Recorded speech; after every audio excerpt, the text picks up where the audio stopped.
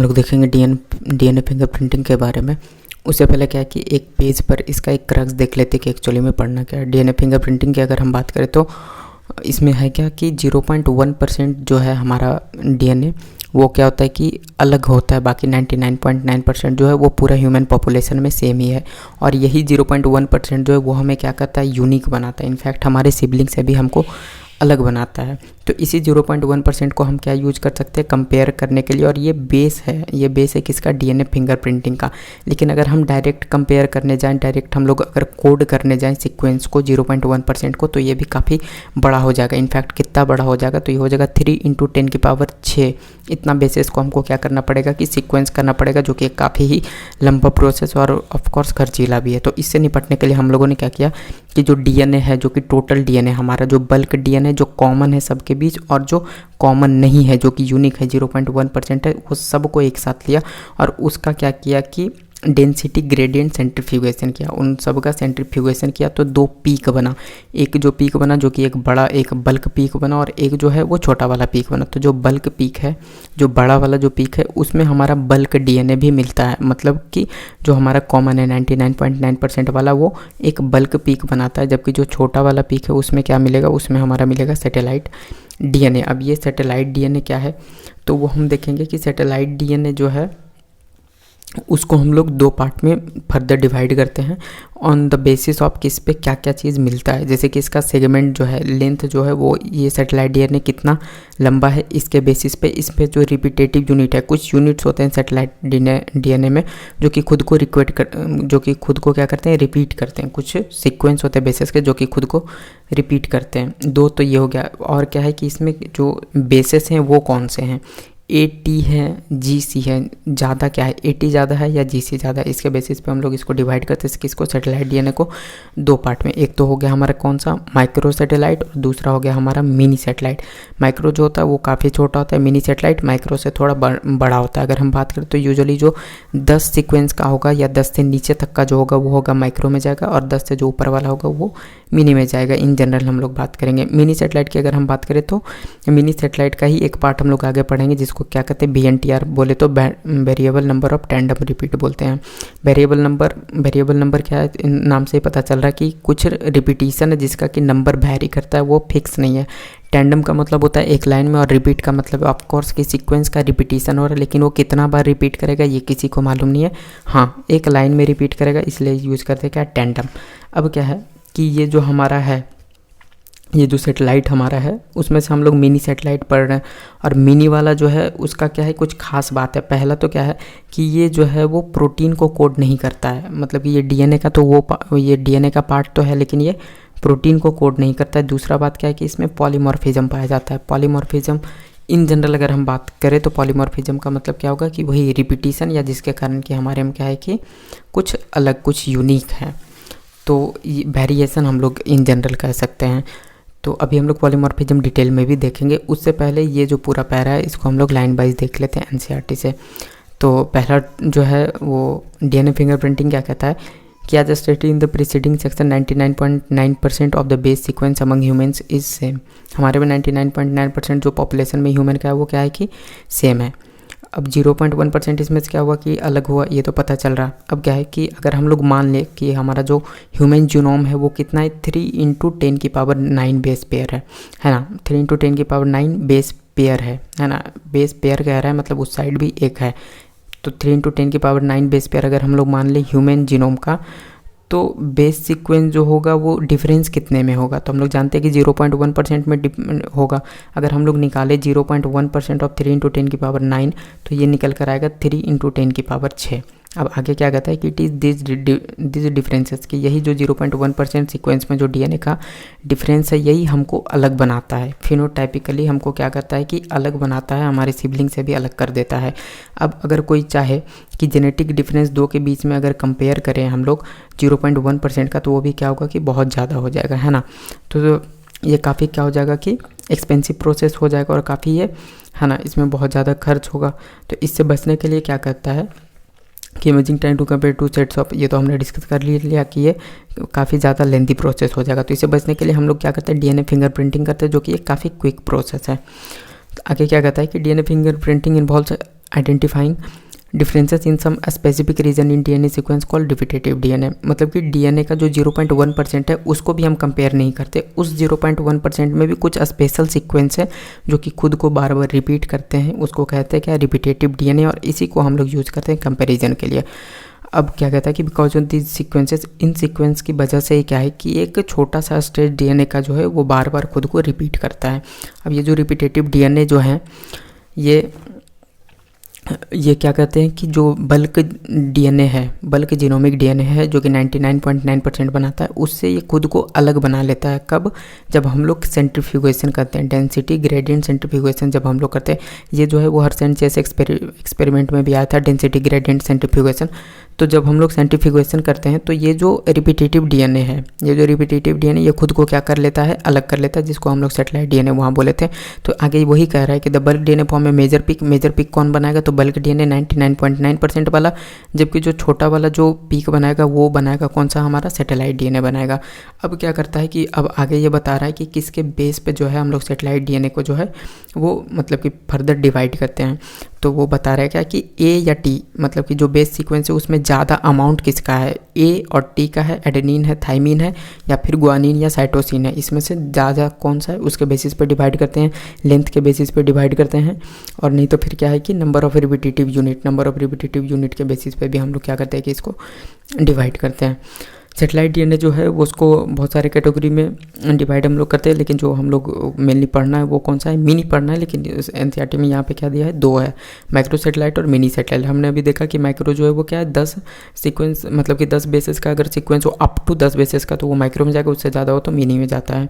आगे क्या कहता है कि ये जो सीक्वेंस नॉर्मली जो है ये किसी प्रोटीन को कोड नहीं करते, लेकिन ये क्या है कि ह्यूमन का एक काफ़ी अच्छा पार्ट बनाते हैं डीएनए का। और ये क्या है कि पॉलीमॉर्फिज्म शो करते हैं, ये क्या करते हैं कि पॉलीमॉर्फिज्म शो करते हैं, और यही हमारा बेस है किसके लिए, डीएनए फिंगरप्रिंटिंग का हमारा बेस है। आगे क्या कह रहा है कि डीएनए जो है वो कहीं से भी हम निकालें, एक ह्यूमन में हम डीएनए कहीं से भी निकालें, ब्लड से निकाले, हेयर फॉलिकल से निकाले, स्किन, बोन, सलाइवा, स्पर्म, कहीं से भी डीएनए निकाले, एक इंडिविजुअल का है अगर, तो उसमें पॉलीमॉर्फिज्म सेम होगा। मतलब कि अगर हम ब्लड से डीएनए निकाले या स्किन से डीएनए निकाले या सलाइवा से निकाले, अगर एक इंसान का है डीएनए सैंपल वो कहीं से भी निकाले तो उसमें पॉलीमॉर्फिज्म जो होगा वो क्या होगा कि सेम होगा, क्योंकि डीएनए सेम है और डीएनए में पॉलीमॉर्फिज्म भी सेम होगा। तो वही कह रहा है कि सेम डिग्री ऑफ पॉलीमॉर्फिज्म सब में पाया जाएगा। आगे क्या कहता है कि they become very useful and tool in forensic application, और फॉरेंसिक एप्लीकेशन में जो है ये काफ़ी यूज होता है, इसी को बेस मानकर फॉरेंसिक में इसका यूज होता है, जो कि ऑफकोर्स डीएनए फिंगरप्रिंटिंग है। आगे क्या कहता है कि दो पॉलीमॉर्फिज्म जो है वो इनहेरिटेबल है। यही जो पॉलीमॉर्फिज्म है, जो नंबर ऑफ रिपीटिशन है, ये क्या है, ये क्या है कि इनहेरिटेबल है। एक्चुअली होता क्या है कि कोई भी एक पर्सन है तो उसमें ये जो हम लोग जानते हैं कि क्रोमोजोम का 2 सेट है, एक फादर से आता है तो दूसरा मदर से आता है। तो जब क्रोमोजोम ही दोनों मतलब कि एक सेट आ रहा है फादर और मदर से, और डीएनए में क्रोमोजोम में डीएनए और डीएनए में क्या है कि यही पॉलीमॉर्फिज्म है, तो ऑफकोर्स पॉलीमॉर्फिज्म भी क्या आएगा कि 2 सेट में आएगा, एक तो आएगा फादर से और दूसरा क्या आएगा मदर से। और दोनों में अंतर हो सकता है, किस चीज़ में अंतर हो सकता है, तो दोनों में सीक्वेंस का अंतर हो सकता है और नंबर ऑफ रिपीटिशन दोनों का भी अंतर हो सकता है ना।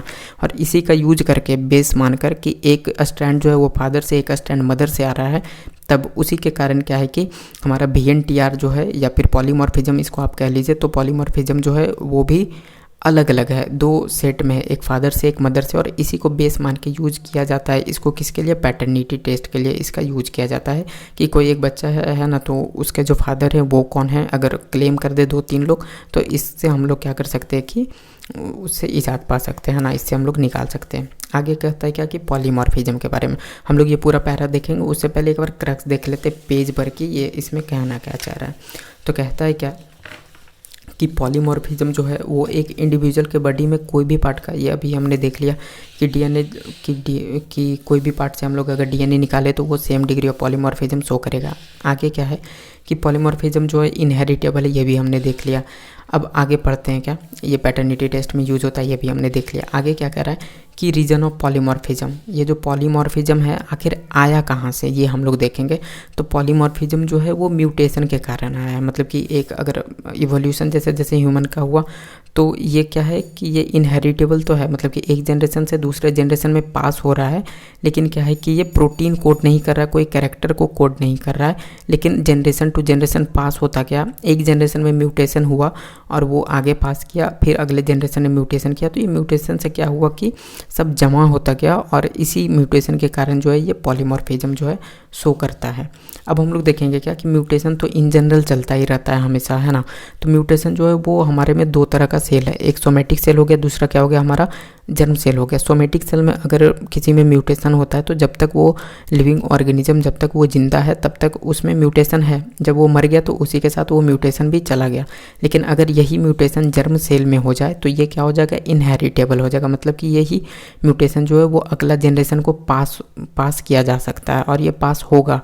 तो क्या है कि जर्म सेल में अगर म्यूटेशन हो जाता है तो क्या होगा कि ये पूरा पॉपुलेशन में फैल जाएगा। कैसे, तो अगला जनरेशन फिर अगला जनरेशन, ऐसे क्या होगा कि ये पास करता जाएगा। अगला जनरेशन में पास किया, फिर वो किसी से मेट करेगा, वो 2 से मेट किया, 3 से मेट किया, है ना। तो ये फर्दर क्या है कि एक्सपोनेंशियली ये पूरा फैल जाएगा पॉपुलेशन में, और यही लीड करता है किसका, तो यही कारण बनता है हमारे पॉलीमॉर्फिज्म का।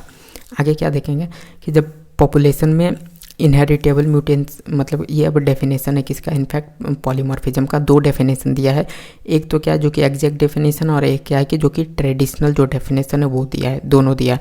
तो अगर इन जनरल हम लोग बात करें तो अगर हम लोग ऐसा कह सकते हैं कि पॉपुलेशन में अगर इनहेरिटेबल म्यूटेशन का फ्रीक्वेंसी बढ़ जाए, है ना, इनहेरिटेबल म्यूटेशन का फ्रीक्वेंसी अगर पॉपुलेशन में बढ़ जाए, पॉपुलेशन में इनहेरिटेबल म्यूटेशन जो है वो बढ़ जाए, तो उसको हम लोग क्या कह सकते हैं कि डीएनए पॉलीमॉर्फिज्म हो गया है। पॉपुलेशन क्या हो गया, डीएनए पॉलीमॉर्फिज्म हो गया है। अब क्या है कि ये जो डीएनए पॉलीमॉर्फिज्म है ये एक न्यूक्लियोटाइड का भी हो सकता है या बहुत ज़्यादा भी हो सकता है ना। हो सकता है कि एक न्यूक्लियोटाइड में जो है वो म्यूटेशन हुआ हो या बहुत ज़्यादा अमाउंट में भी हुआ हो, ठीक है। दूसरा जो डेफिनेशन है वो क्या कहता है, वो अभी ट्रेडिशनल वाला वो देखेंगे, उससे पहले एक चीज़ और देख लेते हैं कि ये जो है कि नॉन कोडिंग या सैटेलाइट डीएनए में जो है ना म्यूटेशन का फ्रीक्वेंसी या म्यूटेशन का चांस जो है वो ज़्यादा होता है। म्यूटेशन सोमेटिक सेल में भी होता है और जर्म सेल में भी होता है। जर्म सेल में क्या है कि जर्म सेल में भी बहुत सारा पार्ट है, वो पार्ट जो कि हमारे क्या कर रहे हैं, कैरेक्टर को डिफाइन कर रहे हैं, और वो पार्ट जो कि प्रोटीन को ही कोड नहीं करे तो वो हमारे कैरेक्टर को कैसे डिफाइन करेंगे, है ना। मतलब सैटेलाइट वाला पार्ट और जो एक्चुअल जो पार्ट है जीन वाला पार्ट, तो जीन वाला पार्ट से ज़्यादा चांस होता है ये सैटेलाइट वाला पार्ट में कि इसमें म्यूटेशन ज़्यादा हो जाए। क्यों, क्योंकि म्यूटेशन इसमें अगर होगा तो उस इंडिविजुअल को तो फ़र्क नहीं पड़ेगा, क्योंकि ये सैटेलाइट वाला पार्ट जो है वो प्रोटीन को कोड नहीं कर रहा, कोई कैरेक्टर को जो है वो मतलब कोई कैरेक्टर को कोड नहीं कर रहा। तो वो क्या है कि उस इंडिविजुअल को तो फ़र्क नहीं पड़ेगा, लेकिन ये क्या है कि पीढ़ी दर पीढ़ी ये जमा होते जाएगा और इससे पॉलीमॉर्फिज्म भी बढ़ जाएगा। तो इसी के कारण मतलब कि इवोल्यूशन जैसा जैसा होते गया तो ये हो जाता है कि जो जीन है और जो सैटेलाइट है, तो सैटेलाइट में म्यूटेशन का चांस ज़्यादा है, क्योंकि इससे पॉपुलेशन भी हेल्दी रहेगा, उसको कोई फ़र्क भी नहीं पड़ेगा और ये पॉलीमॉर्फिज्म धीरे धीरे बढ़ता जाएगा। आगे क्या कहता है कि यह जनरेशन ओवर जनरेशन एक्यूमुलेट होता चला जाता है, ठीक है। अब क्या है, ये तो था कि इन जनरल अगर हम लोग बात करें तो पॉलीमॉर्फिज्म क्या है कि म्यूटेशन का एक्यूमुलेट होना, लेकिन कहाँ एक्यूमुलेट होना, जीन पर एक्यूमुलेट नहीं होना, वो पार्ट जो कि प्रोटीन को कोड नहीं करता, मतलब कि सैटेलाइट पर इसका एक्यूमुलेट होना, इसको हम लोग क्या कहते हैं, डीएनए पॉलीमॉर्फिज्म। अगर हम लोग ट्रेडिशनली बात करें तो लिखा है एनसीईआरटी में कि अगर एक लोकस पर एक से ज़्यादा एलील प्रेजेंट हो जाए, एक लोकस पर एक से ज़्यादा एलील आ जाए और उसका फ्रीक्वेंसी जो है, उसका जो फ्रीक्वेंसी है एलील का वो 0.01 से ज़्यादा हो जाए, तो हम लोग कह सकते हैं क्या कि पॉलीमॉर्फिज्म हो गया। ये डिफाइन दिया हुआ है, ट्रेडिशनल डेफिनेशन है कि एक लोकस पर अगर एक से ज़्यादा क्या आ जाए, एलील आ जाए और उसका फ्रीक्वेंसी 0.01 से ज़्यादा हो जाए, तो उसको हम लोग क्या बोलेंगे कि ट्रेडिशनली हम लोग कह सकते हैं क्या कि ये पॉलीमॉर्फिज्म हो गया है। अब हम लोग देखेंगे यही पॉलीमॉर्फिज्म को, लेकिन किस चीज़ से, तो एनसीईआरटी से देखेंगे। यहाँ से ये वाला पूरा पैरा है किसका, पॉलीमॉर्फिज्म का। क्या कहता है कि as a polymorphism in DNA sequence is the basis of genetic mapping. हमको पता है कि पॉलीमॉर्फिज्म जो है वो डीएनए सीक्वेंस का जो है या फिर जो जेनेटिक मैपिंग जो है उसका बेस है। Human genome as well as DNA fingerprinting का भी ये क्या है कि बेस है। It is specially that we understand what DNA polymorphism means in simple term. ये तो क्या हो गया कि सिंपल टर्म में हो गया। आगे क्या कर रहा है कि पॉलीमॉर्फिज्म जो कि क्या है कि वेरिएशन एट जेनेटिक लेवल है। इन जनरल आम भाषा में क्या है कि वेरिएशन एट जेनेटिक लेवल है, ये एराइज होता है क्यों? म्यूटेशन के कारण। म्यूटेशन में हम लोगों ने पढ़ा था, है ना, कि वो ऐसा ऐसा। आगे क्या कह रहा है कि new mutation may arise in an individual at the in somatic cell और इन द जर्म सेल, दोनों में म्यूटेशन तो चलता रहता है। आगे क्या कह रहा है कि वो सेल जो कि जनरेट करते हैं गैमेट जो कि सेक्सुअल रिप्रोडक्ट, उसको हम लोग क्या कहते हैं कि जर्म सेल कहते हैं। तो अगर एक जर्म सेल में mutation, if a germ cell mutation does not seriously impair individual ability to have offspring who can transmit the mutation, it can spread to the other member of the population through. वही कह रहा है कि अगर हो जाए किस में, अगर जर्म सेल में म्यूटेशन हो जाए तो वो पूरा पॉपुलेशन में फैल सकता है। आगे क्या कह रहा है कि allelic sequence variation has traditionally been described as DNA polymorphism. अब ये ट्रेडिशनल डेफिनेशन दे रहा है। एक तो पहले दे दिया कि जो जेनेटिक लेवल पे जो वेरिएशन है उसको हम लोग पॉलीमॉर्फिज्म कह रहे हैं। अब दे रहा है ट्रेडिशनल वाला कि allelic sequence variation has traditionally been described as a DNA polymorphism if more than one variant allele at a locus occurs in human. वही कह रहा है कि अगर एक लोकस पे एक से ज़्यादा अगर एलील हो जाए तो उसको हम लोग क्या कहते हैं, हम लोग कहते हैं क्या कि ये ट्रेडिशनल पॉलीमॉर्फिज्म है। और उसका वो दिया फ्रीक्वेंसी की 0.01 से ज़्यादा हो जाए तो उसको हम लोग क्या कहते हैं कि ये डीएनए पॉलीमॉर्फिज्म है। अगर हम लोग सिंपलेस्ट टर्म में बात करें तो इनहेरिटेबल म्यूटेशन जो है वो एक पॉपुलेशन में हाई फ्रीक्वेंसी पे अगर ऑब्जर्व किया जाए तो it is referred to a DNA polymorphism. उसी को हम लोग क्या कहते हैं कि पॉलीमॉर्फिज्म कहते हैं। मतलब कि एक पॉपुलेशन में अगर क्या हो जाए कि इनहेरिटेबल म्यूटेशन अगर ज़्यादा हो जाए तो उसको हम लोग पॉलीमॉर्फिज्म कहते हैं। आगे क्या कह रहा है कि the probability of such variation to be observe in non coding DNA sequence would be higher as mutation in the sequence. वही वाली बात है कि जो हमारा जो जीन है डीएनए में, एक तो जीन है और एक क्या है सैटेलाइट वाला पार्ट है। तो सैटेलाइट वाला पार्ट में ज़्यादा चांस होता है म्यूटेशन का, क्योंकि ये क्या है कि इंडिविजुअल को अफेक्ट नहीं करेगा, ये प्रोटीन को कोड नहीं करेगा और पॉलीमॉर्फिज्म भी होता चला जाएगा। तो इसके कारण क्या है कि इसमें ज़्यादा चांस होता है सैटेलाइट वाले पार्ट में कि इसमें हो जाए, क्या हो जाए, तो इसमें पॉलीमॉर्फिज्म हो जाए, इसमें म्यूटेशन हो जाए। जिस म्यूटेशन की और ये जो है जनरेशन ओवर जनरेशन क्या है कि जमा होता जाता है, form on the basis of variability या पॉलीमॉर्फिज्म, और ये बेस बनाता है पॉलीमॉर्फिज्म का। आगे क्या करेगा, there is variety of different types of polymorphism ranging from, और ये जो है वो वेरी करता है ना, कि सिंगल न्यूक्लियोटाइड, एक न्यूक्लियोटाइड में भी हो सकता है या एक से ज़्यादा भी हो सकता है। आगे क्या है कि इवोल्यूशन स्पेसिएशन के लिए पॉलीमॉर्फिज्म का एक बहुत ही बड़ा रोल रहता है इसमें। अब है क्या कि डीएनए फिंगरप्रिंटिंग का टेक्निक के बारे में हम लोग को पढ़ना है कि टेक्निक जो है वो इजाद किसने किया था, तो अलग जेफरी ने किया था। इसके लिए हम लोग एक यूज़ करेंगे क्या कि, तो इसके लिए हम लोग एक याद रख सकते हैं एक ट्रिक जिसको कि लाव कहते हैं ना, प्रॉफिट हिंदी में लाव कहते हैं, LAV। इसमें लालजी सिंह, अलग जाफरी और VK कश्यप। लालजी सिंह और VK कश्यप इंडियन थे और अलग जाफरी जो हैं वो क्या थे, वो फॉरेनर थे, और यही मेन हैं जिन्होंने कि ये मतलब कि खोजा था डीएनए फिंगरप्रिंटिंग के बारे में। ये जब खोजे थे तो ये यूज किए थे प्रोब। प्रोब का अगर डेफिनेशन हम लोग देखें तो प्रोब क्या है, तो सिंगल स्टैंडर्ड होता है, या तो डीएनए या तो आरएनए, और इसमें हाई नंबर ऑफ पॉलीमॉर्फिज्म होता है। पॉलीमॉर्फिज्म अभी हम लोगों ने देखा, और इसको इन्होंने कहा था VNTR, मतलब variable number of tendon repeat. अब क्योंकि इसका नंबर फिक्स नहीं है तो ये 0.1 से 20 KB तक वेरी करता है। KB का मतलब फुल फॉर्म हुआ क्या, तो किलो बेस फुल फॉर्म हुआ, और ये जो है किलो बेस का मतलब होता है 1000, इसे 1000 गुना करके हम लोग देख लेंगे तो ये 100 और ये कितना जाएगा 20,000 तक ये वेरी कर सकता है। टेक्निक जो उन्होंने यूज़ किया था वो क्या था, सदर्न ब्लॉट पहला टेक्निक, दूसरा हाइब्रिडाइजेशन, और तीसरा क्या था, रेडियो लेवल VNTR का प्रोब की तरह यूज़ करना। तो 3 टेक्निक उन्होंने यूज किया था। उसी को अपन लोग अब देखेंगे कि he use satellite DNA as probe, और ये क्या था, that high degree of polymorphism, it was called VNTR।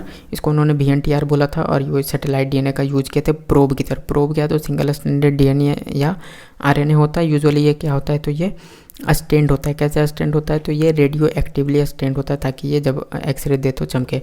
जो टेक्निक उन्होंने यूज़ किया था वो सदर्न ब्लॉटिंग है, इसको अभी हम लोग डिटेल में देखेंगे। सदर्न ब्लॉटिंग है, हाइब्रिडाइजेशन है, और रेडियो लेवल्ड VNTR है ना, मतलब एज ए प्रोब।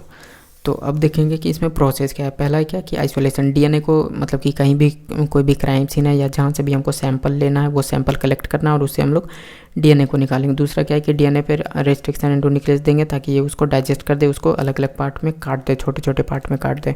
अब जब वो काटेगा तो वो बड़ा छोटा काट देगा, वो क्या है कि मतलब सबको सेम साइज़ नहीं काटता है। तो उसके बाद फिर क्या हम लोग करेंगे, तो इलेक्ट्रोपोरेसिस करेंगे। जेल इलेक्ट्रोपोरेसिस बोलते हैं, ताकि जो सबसे छोटा वाला डीएनए वो सबसे आगे चला जाए और जो सबसे बड़ा वाला है वो सबसे पीछे रह जाए। आगे क्या करेंगे, सदर्न ब्लॉटिंग, इसी को कहते हैं। सदर्न जो थे वो एक साइंटिस्ट का मतलब नाम है सदर्न, और वो ब्लॉटिंग को ढूंढे थे। तो जेल जो होता है वो काफ़ी क्या होता है कि नाजुक होता है, वो टूट ना जाए, इसके लिए क्या करते हैं कि एक पेपर पर इसको सिंथेटिक मेम्ब्रेन पर इसको ले आते हैं, किसको, डीएनए को। इसे क्या कहते हैं, सदन ब्लोटिंग कहते हैं। इसमें जो पेपर यूज होता है, मतलब कि जो मेम्ब्रेन यूज होता है, उसको क्या कहते हैं, नाइलोन या नाइट्रोसेलुलोज मेम्ब्रेन कहते हैं। अगला जो प्रोसेस है वो हाइब्रिडाइजेशन। हाइब्रिडाइजेशन का मतलब होता है क्या कि दो, मतलब हाइब्रिड बनना, मतलब दो अलग अलग चीज़ों का मिल जाना। तो VNTR प्रोब जो हमने तैयार करा है उसको क्या करेंगे कि यहाँ पर डाल देंगे।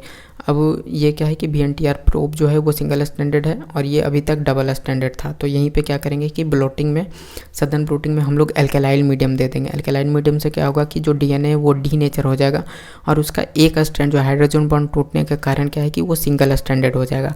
अब जो हमारा सैंपल DNA वो भी सिंगल स्टैंड और जो हमारा प्रोब है वो भी सिंगल स्टैंड। अब प्रोब को इस ढंग से बनाया जाता है ताकि ये जो है वो कॉम्प्लीमेंट्री हो, किसका, हमारा जो सैंपल है उसका। ये उससे जहाँ पे भी मतलब इसको मिलेगा वो जाकर हाइड्रोजन बॉन्ड प्रोब बना लेगा और ये फिर से डबल स्टैंडर्ड बन जाएगा। अब जब हम लोग अगला प्रोसेस देखेंगे, हाइब्रिडाइजेशन से आगे बढ़ेंगे, तो प्रोसेस होता है ऑटो रेडियोग्राफी। इसमें यूजुअली हम लोग क्या करते हैं, तो हम लोग एक्सरे का यूज करते हैं।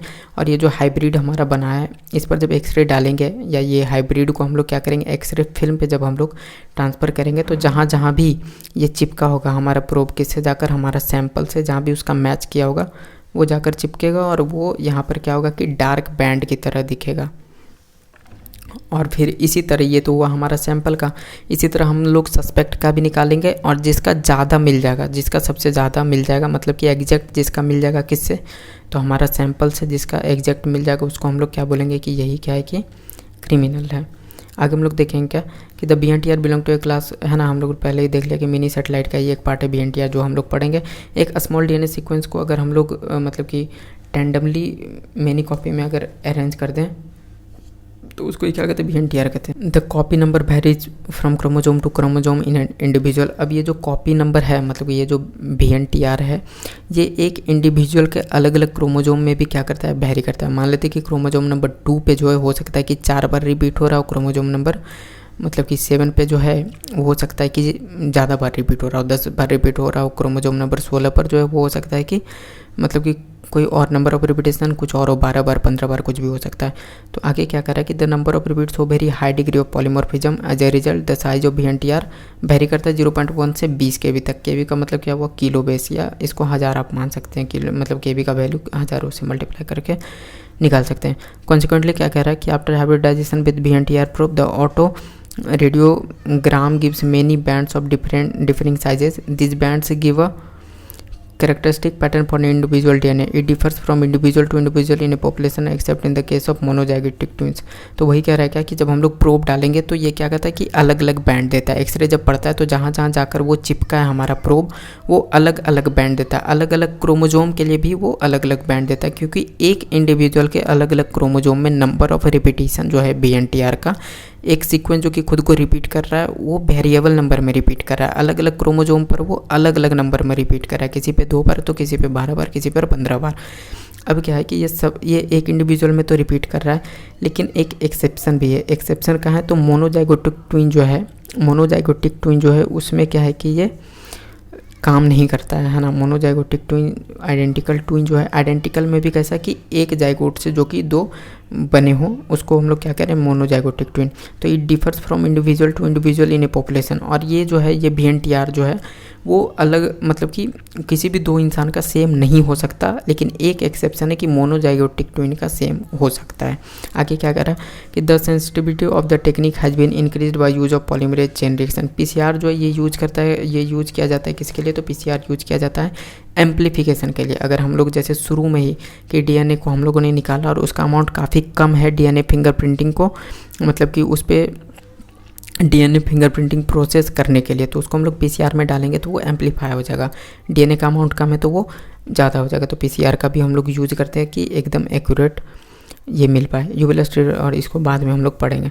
Consequently DNA from a single cell, usually तो क्या होता है कि सिंगल सेल ही काफ़ी होता है। सिंगल सेल से जो DNA निकलता है वो काफ़ी होता है DNA फिंगरप्रिंटिंग करने के लिए।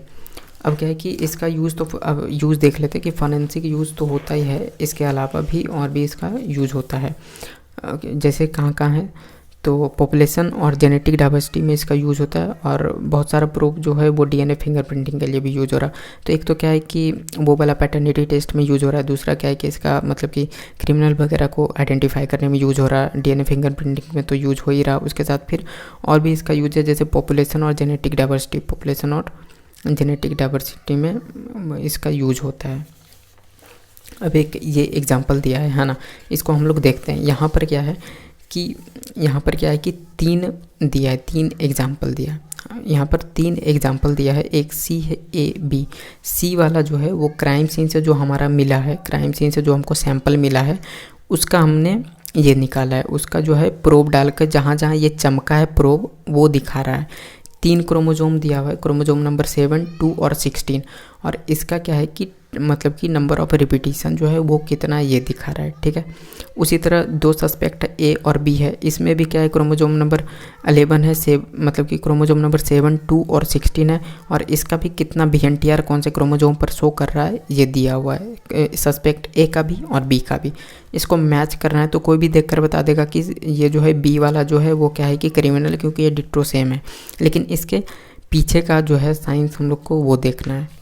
तो इसके लिए क्या करते हैं कि हम लोग एक पहले इसको सिंप्लीफाई कर सकते हैं ना, इसको हम लोग क्या कर सकते हैं कि सिंप्लीफाई कर सकते हैं, और इसको हम लोग कोशिश करेंगे कि पहले ये देखें। हमने क्या देखा कि जब हम लोग प्रोसेस देख रहे थे तो उसमें क्या था कि सदन ब्लोटिंग के पहले तक हम लोग क्या करते थे कि डीएनए को डीनेचर कर लेते थे, मतलब कि एक सेगमेंट को ही हम लोग क्या करते थे आगे बढ़ाते थे, एक सेगमेंट को ही हम लोग आगे बढ़ाते थे ताकि उस पर प्रोब जाकर चिपक जाए। अगर डीएनए डबल स्टैंडर्ड रहेगा तो वो प्रोब चिपक ही नहीं पाएगा, और अल्टीमेटली क्या है कि वो चमकेगा ही नहीं, है ना। रेडियो एक्टिव प्रोब जब उस पर चिपकेगा ही नहीं तो वो चमकेगा ही नहीं। तो हम लोग यूजुअली डीएनए फिंगरप्रिंटिंग में क्या करते हैं कि किसी भी स्ट्रैंड का, एक ह्यूमन का डीएनए का एक स्ट्रैंड को हम लोग पूरा प्रोसेस से गुजारते हैं। लेकिन ये जो एग्जांपल दिया हुआ है एनसीईआरटी में, इसमें अगर हम लोग गौर से देखेंगे तो इसमें तीनों ही, मतलब सस्पेक्ट का भी और जो क्राइम सीन से मिला है उसका भी, मतलब फादर और मदर दोनों का दिया है। अब हम लोग जानते हैं कि डीएनए का एक स्ट्रैंड फादर से आता है, दूसरा स्ट्रैंड आता है मदर से। अब क्योंकि हम लोग पूरा डीएनए फिंगरप्रिंटिंग में एक ही स्ट्रैंड को यूज करते हैं, एक को हटा देते हैं, क्यों? ताकि उस पर जाके हमारा प्रोब चिपक सके। तो इसमें किया क्या है एक्चुअली कि दोनों को हमने क्या किया, एक बार में एक को पूरा डीएनए फिंगरप्रिंटिंग प्रोसेस से निकाला, फिर जो दूसरा वाला जो है स्टैंड उसको भी फिर से पूरा प्रोसेस से निकाला, और दोनों का इंडिविजुअली जो VNTR निकला प्रोब डालने के बाद जो VNTR नंबर ऑफ निकला उस दोनों को यहाँ मिला कर दे दिया है। कहने का मतलब है कि एक बार डीएनए फिंगरप्रिंटिंग में हम लोग क्या करते हैं कि डीएनए का एक स्ट्रैंड को ही ले जाते हैं ताकि उसमें प्रोब चिपक सके। मदर और फादर में से कोई भी एक स्ट्रैंड को ले जाते हैं ताकि एक स्ट्रैंड का जगह खाली रह सके प्रोब को चिपकने के लिए। तो ये दोनों को जब हम लोग अलग करेंगे तो दोनों को अलग अलग बार 2 बार प्रोसेस करना पड़ेगा और दोनों को VNTR दोनों का निकालेंगे। यहाँ जो एग्जाम्पल दिया है उसमें फादर और मदर दोनों का एक साथ ही दे दिया है रिजल्ट, है ना। तो हमको वो देखना है। तो उससे पहले क्या है कि मान लेते हैं कि एक यहाँ पर एक क्रोमोजोम का पहले हम लोग देख लेते हैं। उसको समझने के लिए, वो कॉम्प्लेक्स है एनसीईआरटी वाला, उसको समझने के लिए क्या करते हैं कि पहले देख लेते हैं कि एक हमारा ये है क्राइम सीन का है और इसका एक क्रोमोजोम हम सबका लिए हैं, सस्पेक्ट ए सस्पेक्ट बी दोनों का एक क्रोमोजोम लिए। तो मान लेते हैं क्या कि ATC एक सीक्वेंस है, एक सीक्वेंस है ATC, VNTR है variable number of tendon repeat. तो ये ATC एक सीक्वेंस है जो कि खुद को रिपीट कर रहा है। जो क्राइम सीन से जो मिला है उसका एक क्रोमोजोम हम लोग देख रहे हैं कि ATC उसमें 6 बार रिपीट करता है, ठीक है। सस्पेक्ट ए में जो है वो ATC 2 बार रिपीट कर रहा है, सस्पेक्ट बी में 6 बार रिपीट कर रहा है, ठीक है। तो ये तो हमको दिखेगा नहीं ना, इसके लिए पूरा प्रोसेस करना पड़ेगा। तो जो लैब टेक्नीशियन होते हैं वो क्या करते हैं कि पहले सैंपल को क्या करते हैं एग्जामिन करते हैं और उसके हिसाब से प्रोब बनाते हैं। वो जो है मतलब कि प्रोबेबल प्रोब बनाते हैं कि क्या हो सकता है ना। VNTR जो है वो कौन सा सीक्वेंस है जो कि रिपीट हो रहा होगा, वो एग्जामिन करते हैं, चेक करते हैं और अपने हिसाब से वो बनाते हैं। तो यहाँ मान लेते हैं कि जो लैब टेक्नीशियन है उसने क्या बनाया, तो उसने बनाया TAG, है ना। उसने प्रोबेबल प्रोब बनाया TAG और इसको डाला किस पे, इसको डाला हमारा जो वो स्टैंड, सिंगल स्टैंड का भी हम लोग देख रहे हैं। एक जो स्टैंड हमने अलग किया है और वो जो हमारा सदन ब्लोटिंग पर आ चुका है उस पर डाला ये TAG वाला प्रोब। तो ये जाकर चिपक गया सब जगह। और फिर हमने एक्सरे डाला तो देखा कि ये 6 जगह जो है वो चमक रहा है, 6 जगह डार्क बैंड बन रहा है, मतलब कि 6 बार VNTR है इसमें नंबर ऑफ रिपीटेशन 6। उसी तरह सस्पेक्ट ए पर देखा तो 2 बार चमक रहा है, सस्पेक्ट बी पर देखा तो इसमें 6 बार चमक रहा है। मतलब जो क्राइम सीन का जो है हमारे पास सैंपल और जो सस्पेक्ट बी का जो हमारे पास सैंपल, ये दोनों मैच कर रहा है। तो यही क्या है कि क्रिमिनल है। ये क्या था, एक क्रोमोजोम का एक स्टैंड का था, या तो फादर का या मदर का होगा, क्योंकि एक स्टैंड हम लोग हटा देते हैं ताकि जो हमारा प्रोब है, ये जो हम डाले हैं, ये जाकर चिपक सके। तो एक बार हम लोग करेंगे पूरा फादर के लिए, दूसरा बार हम लोग प्रोसेस करेंगे मदर के लिए। यहाँ क्या किया है कि एक फादर एक मदर दोनों का एक साथ रिजल्ट दे दिया है। अब हम लोग उसको भी एग्जामिन कर लेंगे, है ना, सारा का दिया हुआ एग्जामिन कर लेंगे। देखेंगे हम लोग किसका, तो हम लोग क्राइम सीन से जो मिला है उसका देखेंगे। तो ऊपर वाला जो है वो है फादर का और नीचे वाला जो है वो है मदर का। तो अगर हम लोग देखें तो ये क्रोमोजोम नंबर 7 है रेड से, क्रोमोजोम नंबर 2 है येलो से और क्रोमोजोम नंबर 16 है ब्लू से। तो क्रोमोजोम नंबर 7 का देखें तो ऊपर वाला फादर का, फादर में जो है वो फादर का क्रोमोजोम नंबर 7 पर जो नंबर ऑफ रिपीटिशन जो है, मान लेते कि ATC उनमें भी पाया गया, है ना। तो ये जो नंबर ऑफ रिपीटिशन है ये कितना बार है, ये है 11 बार। तो 11 बार है इसका, ये वाला है क्राइम सीन का, तो ये है 11 बार, ठीक है। अब हम लोग देखेंगे क्या कि क्रोमोजोम नंबर 7 पे ही जो दूसरा स्टैंड है, जो कि ऑफकोर्स मदर से आया होगा, इसका नंबर ऑफ रिपीटेशन कितना है, तो इसका नंबर ऑफ रिपीटेशन है, ये देख लेंगे, ये है 9 बार। ये कितना है, 9 बार। उसी तरह सेकंड को देखेंगे तो ये कितना है, ये 8 बार है और ये मोटा मोटी 6 बार है। उसी तरह ब्लू को देखेंगे, ये है क्रोमोजोम नंबर 16 का, तो इसका नंबर ऑफ रिपीटेशन है कितना, 4 बार है और ये है 2 बार, ठीक है। अब सस्पेक्ट को ध्यान से देखेंगे तो रेड वाला कौन सा है, क्रोमोजोम नंबर 7, पहला सस्पेक्ट को देखेंगे कि इसमें तो कितना है, 11 है और 9 है। इसमें रेड वाला देखेंगे क्रोमोजोम नंबर 7 का, ये है 4 है और 2 है, तो ये तो यहीं गलत हो गया। फिर भी आगे मिला लेते हैं। क्रोमोजोम नंबर 2 जो है, क्रोमोजोम नंबर 2 जो है येलो वाला, इसमें कितना है, ये 8 है और 6 के आसपास है। जबकि जो सस्पेक्ट पहला है उसमें कितना है, 8 है और 7 है ना, ये भी गलत है। और जो 16 मतलब ये क्रोमोजोम नंबर 16 वाला जो है, जो कि ब्लू कलर का है, वो जो क्राइम सीन से मिला है वो है कितना, 5 और 2 है। जबकि सस्पेक्ट ए में कितना है, 5 है और 10 है। तो ये तो बिल्कुल नहीं हो सकता, ए वाला जो है वो क्रिमिनल नहीं हो सकता। बी में अगर ऐसे हम लोग मिलाएंगे तो हम लोग देखेंगे कि सारा का सारा ही बिल्कुल सेम मिल रहा है किससे, पहले वाले से, तो मतलब ये क्रिमिनल है। तो बस इतना ही था DNA फिंगरप्रिंटिंग में।